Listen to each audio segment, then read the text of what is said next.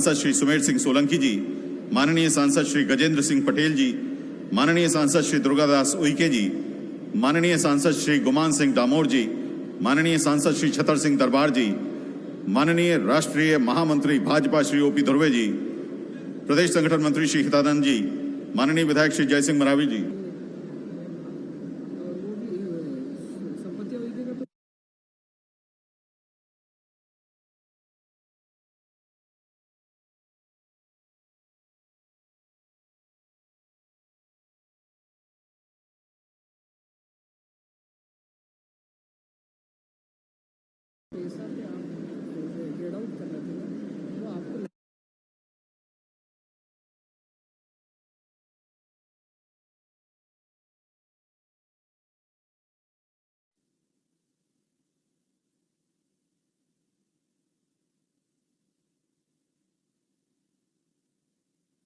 CM के speech के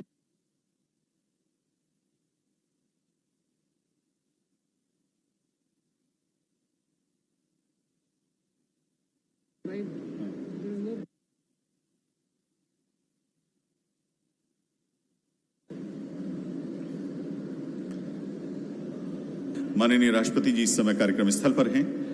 माननीय मंत्रीगण, माननीय अन्य जनप्रतिनिधि जिसमें माननीय सांसद, माननीय विधायकगण, पंचायत प्रतिनिधिगण यहाँ मौजूद हैं। सभी माननीय राष्ट्रपति जी का आत्मीय स्वागत कर रहे हैं। माननीय राष्ट्रपति जी इसके बाद एक प्रदर्शनी है उसका अवलोकन करेंगी।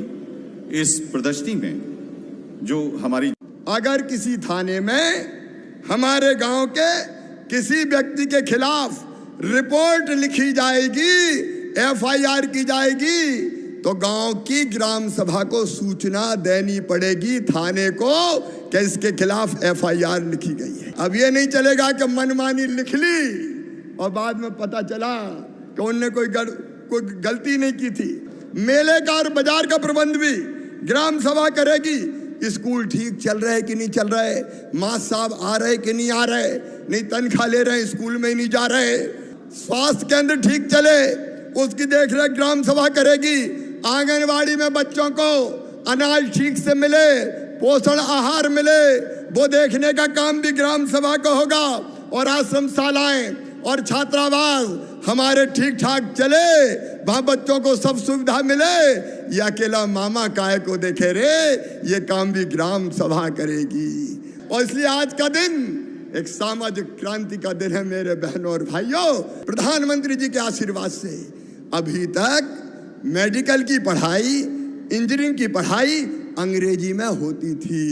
बोलो हमारे बच्चे अंग्रेजी समझते हैं क्या? तो मध्य प्रदेश ने तय कर दिया है कि मेडिकल और इंजीनियरिंग की पढ़ाई भी अब हिंदी में होगी। मोदी जी के नेतृत्व में अभी राष्ट्रपति मैडम ऐसे डॉक्टरों से मिलकर आई है नीट की परीक्षा देके जो बनने वाले हैं। हमारे बच्चे भी डॉक्टर बनेंगे, इंजीनियर बनेंगे। मेरे बहनों और भाइयों, कमाने वाले खाएंगे, आगे हमारे बच्चे बढ़ेंगे।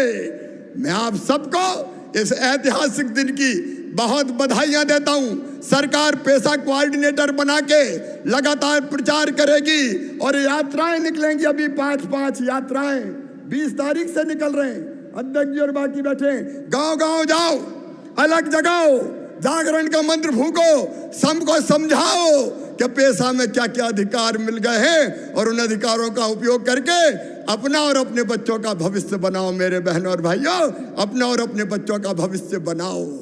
अगर कोई हितग्राही मूलक योजना है, 100 मकान प्रधानमंत्री आवास योजना के आए नाम लिस्ट में, लेकिन अगर ज्यादा जरूरतमंद है तो पहले उसको मिले, ये ग्राम सभा तय करेगी। और एक बात और, हमारी इस परंपराओं और संस्कृति की रक्षा की मेरे बहनों और भाइयों, नई शराब की दुकान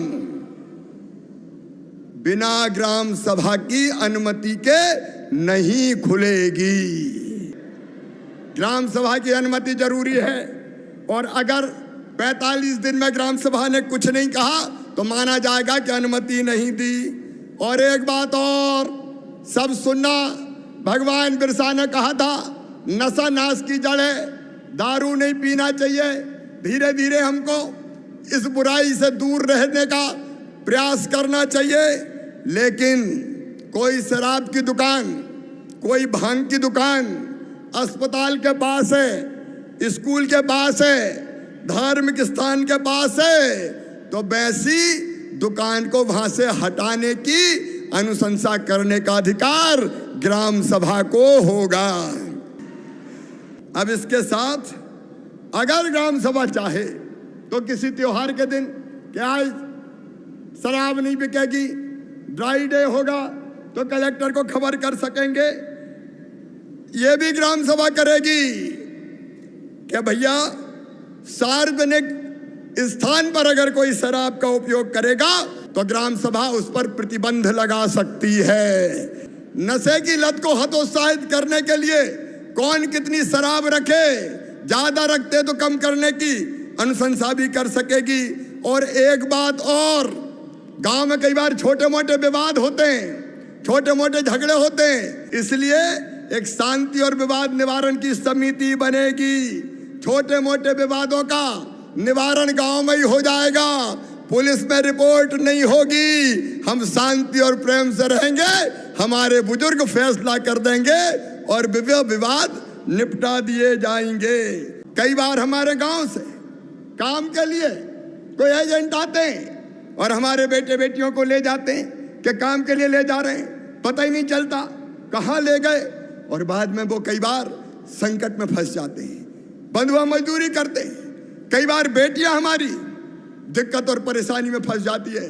और इसलिए सुनो, ये पेशा के नियम ये अधिकार दे रहे हैं कि हमारे गांव से अगर काम के लिए कोई बेटा बेटी जाएगा, कोई और आदमी जाएगा, तो पहले ग्राम सभा को बताना पड़ेगा ले जाने वाला कौन है और कहां ले जा रहा है, ताकि जरूरत पड़े तो पता करके हम उनकी मदद कर सकें और हमारे भाई बहन संकट में ना पड़ सके। और अगर बिना बताए कोई ले गया तो उसके खिलाफ कानूनी कार्रवाई की जाएगी, उसको हम छोड़ेंगे नहीं। और हमारे गांव में अगर कोई बाहर से आता है तो वो कहां से आया, कौन आया, इसकी जानकारी भी सबको देनी पड़ेगी। हर कोई आए गड़बड़ कर जाए, ये अब नहीं होने दिया जाएगा। जो नियम विरुद्ध काम करेगा उसके खिलाफ कार्रवाई होगी। और कोई ब्याज पर पैसा देने वाला, मैं मानता हूं, हम जानते हैं कई बार बैंक के अलावा जरूरत पड़ती है, हम ब्याज पर पैसा लेते हैं। पैसा देना बुरा नहीं है, लेना भी बुरा नहीं है, जरूरत पड़ती है, लेकिन जो ब्याज की दर तय है उतना ही ब्याज लिया जाएगा, बिना लाइसेंस के नहीं।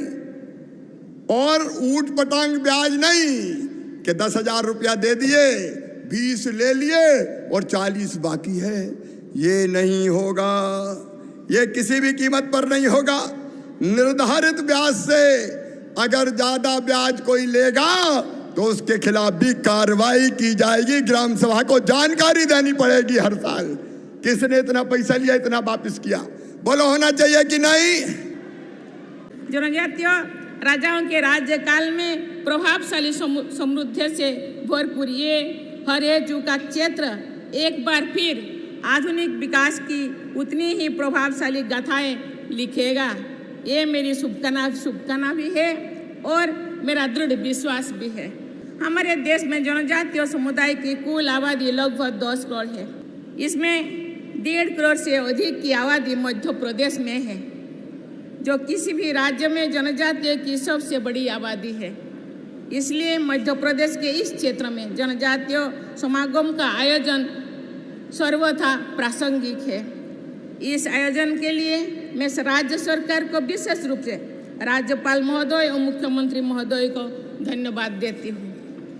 मध्य प्रदेश के चंबल, मालवा, बुंदेलखंड, बाघेलखंड और महाकौशल, इन सभी क्षेत्रों की सांस्कृतिक विरासत को समृद्ध बनाने में जनजातीय समुदाय का महत्वपूर्ण योगदान है। आज जनजातीय विभूतियों पर केंद्रित प्रदर्शनी का अवलोकन करके मुझ में एक विशेष प्रेरणा का संचार हुआ है। जनजातीय विकास गाथा पर केंद्रित प्रदर्शनी को देखकर मुझे प्रसन्नता हुई है। जनजातीय समुदाय में स्वास्थ्य संबंधी चुनौतियों के संदर्भ में आज संपूर्ण स्वास्थ्य कार्यक्रमों का शुभारंभ करना अत्यंत सराहनीय पहल है। इंजीनियरिंग, मेडिसिन तथा लॉ के क्षेत्र में प्रवेश हेतु आयोजित कठिन चयन परीक्षाओं में सफलता प्राप्त करने वाले जो विद्यार्थी आज सम्मानित हुए हैं, उन्हें देखकर देश के उज्जवल भविष्य के बारे में मेरा विश्वास और अधिक दृढ़ हुआ है। मैं उन सभी विद्यार्थियों को बधाई और आशीर्वाद देती हूँ। भगवान बिरसा मुंडा स्वरोजगार योजना तथा टंट्या मामा आर्थिक कल्याण योजना जैसे प्रकल्पों से जनजातीय समाज के लोगों की प्रगति को शक्ति मिलेगी। मैं आज स्वीकृति पत्र प्राप्त करने वाले जनजातीय भाई बहन को बहुत बहुत बधाई देती हूँ।